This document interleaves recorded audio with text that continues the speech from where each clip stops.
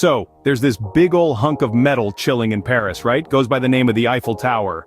Maybe you've heard of it, it's kind of a big deal.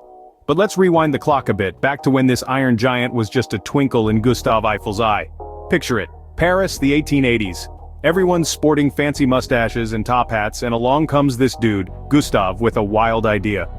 Let's build a giant metal tower for the 1889 World's Fair. And everyone in Paris is like, Mon Dieu, Gustave, have you lost your marbles? But Gustave, he's got vision. He's like the Steve Jobs of the 19th century, but with more iron and less iPhones. Now construction starts, and it's a big deal, like, really big. We're talking 18,038 pieces of iron, 2.5 million rivets, and a bunch of guys hanging off the sides, bolting this thing together. Health and safety? More like health and, it'll probably be fine. But get this. Initially, Parisians thought the tower was an eyesore. "It's too tall," they cried. "It's just a bunch of iron." Little did they know, they had a future superstar on their hands. It's like the ugly duckling story, but with 7,300 tons of iron and less feathers. Fast forward to today, and the Eiffel Tower is basically the king of Paris. You can't swing a baguette in that city without hitting a postcard of it. It's like the Brad Pitt of towers, famous, good-looking, and surprisingly tall.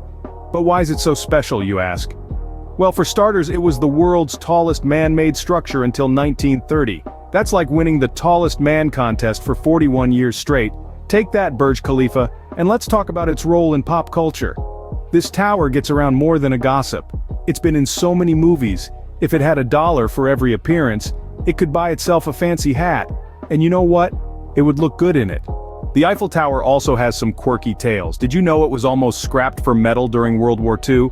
Imagine telling your grandkids, yeah, we melted the Eiffel Tower to make tanks. Talk about a plot twist. Now, it's not just about being tall and famous. The Eiffel Tower is like the cool aunt of Paris. It's seen some stuff, been through some changes, it's been painted different colors, been a radio tower, and even had a secret apartment at the top.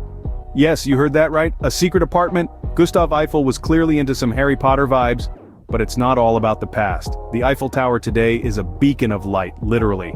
Every night it lights up like a Christmas tree. If Christmas trees were made of iron and could be seen from space. And it's not just for the tourists. It's a symbol of Parisian life, a constant in a city that's always changing. Let's get real for a second though. The Eiffel Tower is more than just metal and rivets. It's a testament to human creativity, ambition, and the power of a good idea. It's like Gustave looked at the sky and said, I'm gonna poke that with an iron stick. In a way, the Eiffel Tower is a character in its own right.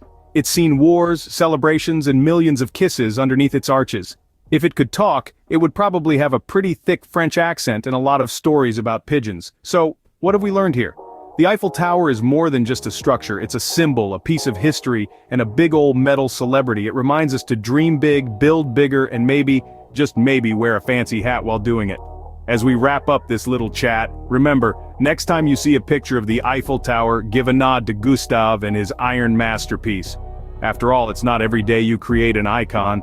And there you have it, folks, the Eiffel Tower in all its tall, ironclad glory, a story of dreams, metal, and a touch of French magic. Who knew a bunch of rivets could be so charming?